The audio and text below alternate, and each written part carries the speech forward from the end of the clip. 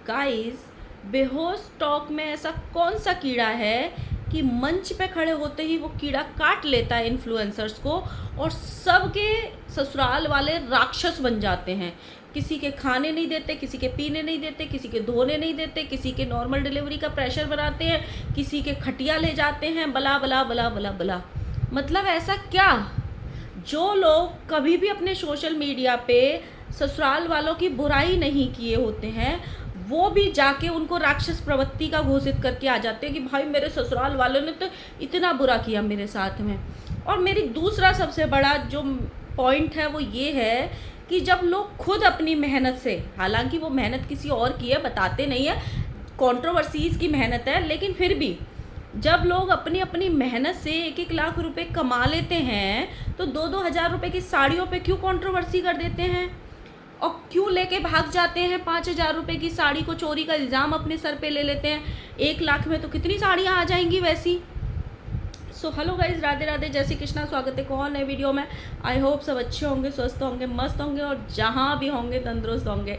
अगर आपको मेरी वीडियो अच्छी लगती है तो प्लीज़ अभी के अभी वीडियो को लाइक करना, कमेंट करना, इन चैनल को सब्सक्राइब कर लेना अगर मन आ जाए तो आपका। वैसे पता है हमें ढीठ प्रवृत्ति के लोग हो, बिल्कुल करते नहीं हो।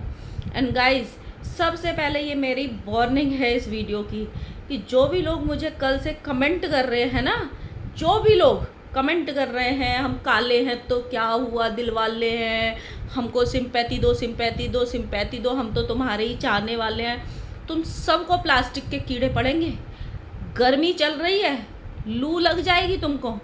और जो भी लोग हमको ये फोर्स कर रहे हैं ना, वीडियो बनाओ वीडियो बनाओ वीडियो, हम कोई मंदिर का घंटा है जो भी कोई आके बजा जाता है?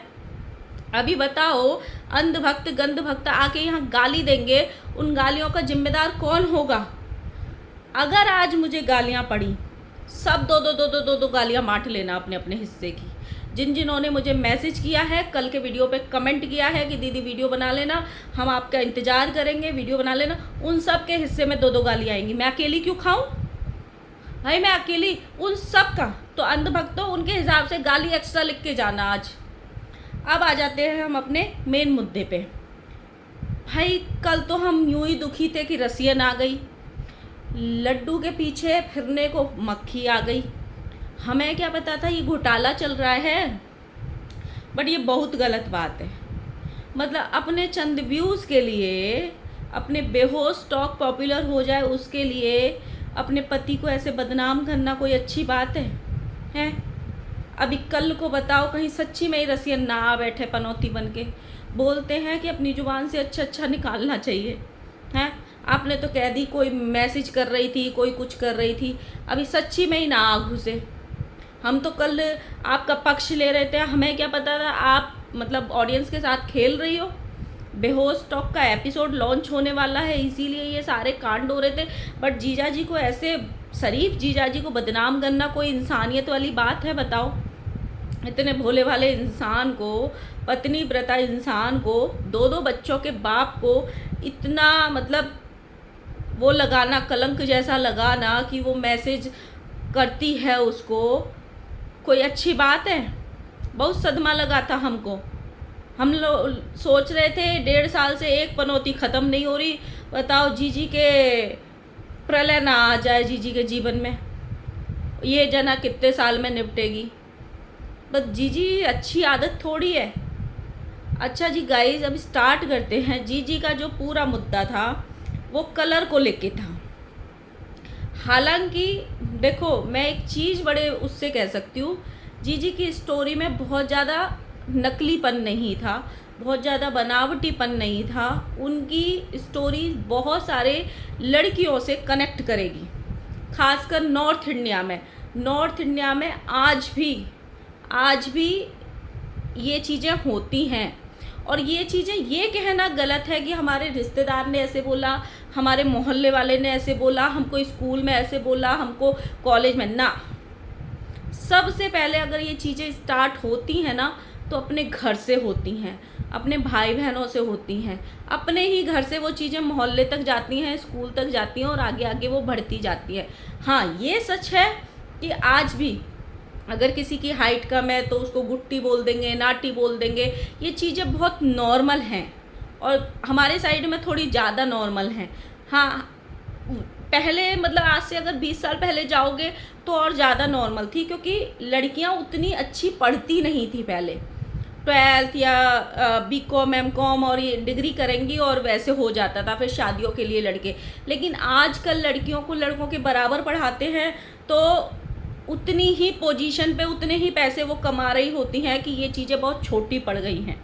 आज से 20 साल पहले ये चीज़ें ज़्यादा होती थी, बट ये चीज़ें सबसे पहले अपने ही घर से चालू होती है, कहीं भी बाहर से नहीं होती हैं। तो जीजी ने जो अपने घर को प्रोटेक्ट कर लिया ना कि मेरे घर वाले कुछ नहीं करते थे, मोहल्ले वाले करते थे, रिश्तेदार करते थे, नाना करते थे। मेरी नाना वाली बात समझ में नहीं आई। भाई नाना आए कहाँ से? नाना तो आने ही नहीं चाहिए। जो बाप अपनी बेटी को नहीं पूछ रहा, घर के नीचे से आके निकल जाएगा, वो पोती को क्या पूछेगा, देवती को क्या पूछेगा, बेटी की बेटी को क्या पूछेगा? तो ये मेरे को एक समझ में नहीं आया।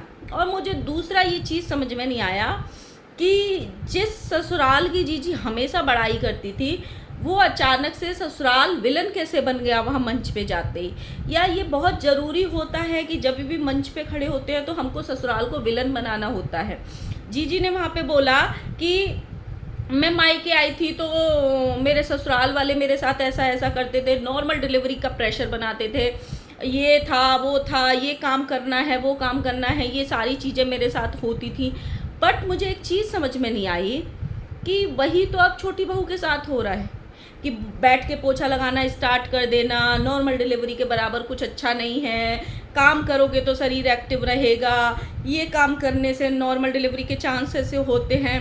तो जब अपनी बारी आई थी तब क्यों बुरा लगा था, और जब सेम आज से 4 साल पहले बुरा लग रहा था, 4 साल बाद वही चीज़ें जब छोटी वाली के साथ हो रही हैं तब क्यों नहीं बुरा लग रहा? तब ये क्यों नहीं समझाया जा रहा है कि काम करने से कुछ नहीं होता है, जो चीज़ें जैसी होंगी वो वैसे ही दुनिया में आएंगी। नॉर्मल लिखा होगा तो नॉर्मल आएगा, सिजेरियन लिखा होगा तो सिजेरियन आएगा। मतलब अपना रोना रोना और दूसरे का रोना रोना नहीं। अब आप ये सोचो कि जब इनके ससुराल वाले इतना प्रेशर बनाए नॉर्मल डिलीवरी का तो वो विलन हो गए। जब इनकी खुद की घर की बहुएं जाएंगी, छोटी और बड़ी, वो कितना दुखड़ा रोएंगी अपने ससुराल वालों का। क्योंकि बड़ी वाली के साथ कितनी कंट्रोवर्सी हुई है पहले, वो सब ने देखी हैं। चाहे वो शादी वाली कंट्रोवर्सी हो, चाहे वो घर से निकल गई थी तब कंट्रोवर्सी हो, चाहे वो माँ बेटा बैठ के उसके खिलाफ वीडियो बनाते थे वो सारी कंट्रोवर्सी हो, चाहे वो एक साड़ी को चूहा काट गया था तब वो कंट्रोवर्सी हो, वो सब ने देखी हैं। और छोटी वाली के दिवाली वाली वो सब ने देखी थी कि वो प्रेग्नेंट थी, तब भी उसको मन से ट्रोल कराया गया था कि काम नहीं करती है। तो जब ये लोग जाएंगे वहाँ पे तो इनकी तो बहुत ज़्यादा सच्ची लगेगी ना स्टोरी, क्योंकि ये तो सोशल मीडिया पे है और सब ने ये चीज़ें देखी हैं अपनी आँखों से। और दूसरी बात मुझे ये समझ में नहीं आती भाई कि इन सब ने अपने दम पे सोशल मीडिया बना लिया। माता जी ने अपने दम पे बना लिया, बहन जी ने अपने दम पे बना लिया, छोटा वाला जाएगा वो भी अपने दम पे। ये बड़े वाले बेटा बहू आए कहाँ से जो अपने आप को किंग बोलते हैं? पूरे घर वालों का जिन्होंने उद्धार किया था वो आए कहाँ से? मैं जीजी का आज सुबह सुबह पूरा अकाउंट देख के आई। अगर उसमें से टॉप 20 वीडियो निकालोगे ना आप, जिसमें 2 लाख से ज़्यादा व्यूज़ हैं, वो सारी वीडियो पिछले साल की कंट्रोवर्सी की हैं। जो जीजी ये कह रही हैं कि मैं अपने दम पे बनाई, बच्चों की वीडियो देख के बच्चों की वीडियो डालने की परमिशन थी, बच्चों की वीडियो से मैं फेमस हो गई, ना, एक भी वीडियो उसमें बच्चों की फेमस नहीं है। सारी कौन सी फेमस है? टॉप 20 वीडियो जिसपे 2 लाख से ज़्यादा व्यूज़ हैं, वो सारी कंट्रोवर्सी की रिलेटेड वीडियो हैं, जिसमें सब ने अपना अपना सेकी थी रोटी। टॉप 20 वीडियोस उन्हीं की हैं। उसके अलावा एक और कंट्रोवर्सी की हैं, मुँह बोली बेटी की जो कंट्रोवर्सी हुई थी, जिसमें जो जीजी ने जवाब दिए थे उसमें भी इनके बहुत सारे व्यूज़ आए। तो आपकी खुद की पहचान कहाँ थी? जो आपने अपने बच्चों की वीडियो बनाई थी वो कोई दूसरा चैनल था क्या जिससे आप पॉपुलर हुई थी? वो कोई दूसरे चैनल पे डाली थी, क्योंकि उस चैनल पे तो एक भी नहीं है। और एक बात मुझे समझ में नहीं आती गाइज, जो भी मंच पे जाता है वो ये बोलता है कि मैं 1 लाख रुपए कमाती हूँ। आज मैं अपने दम पे सोशल मीडिया पे 1 लाख रुपए कमा रही हूँ। वो 1 लाख रुपया जाता कहाँ है? मतलब एक इनके यहाँ साड़ियों पे कंट्रोवर्सी हो जाती है, एक बार इल्ज़ाम लगा था ये बेचारी जीजी पे इनकी भाभी के द्वारा कि साड़ी लेके भाग गई ननद। भरे सोशल मीडिया पे, बताओ, भरे सोशल मीडिया पे 1 लाख रुपया महीना कमाने वाली ननद को चोर घोषित कर दिया था सिर्फ एक मामूली साड़ी के पीछे। जो औरत, जो पत्नी, जो माँ 1 लाख रुपया महीने कमा रही है, क्या वो 5-4 हज़ार रुपये की साड़ी नहीं खरीद सकेगी? इतना बड़ा मेरी समझ में ये नहीं आता भाई। जब 1-1 लाख रुपए महीने कमा रहे हैं तो ये इतनी छोटी छोटी सी कंट्रोवर्सी कर कैसे लेते हैं? ये नहीं दिया, वो नहीं दिया, मेरे बर्थडे पे ये साड़ी नहीं दी, मेरे बर्थडे पे ये नहीं दिया। इतनी छोटी छोटी भैया अपने पास पैसा है, खुद खरीद लो।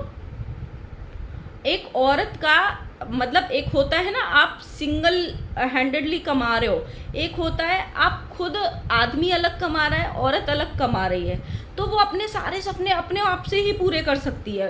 उसका जो मन करे वो खरीद सकती है, जो मन करे, जहाँ मन करे, जैसे मन करे उड़ा सकती है अपने पैसे को, क्योंकि वो खुद कमा रही है और वो कमाई ज़्यादा पूर्ति है, क्योंकि एक की कमाई से खर्चा चल रहा है, एक की कमाई से ऐशो आराम हो रहे हैं।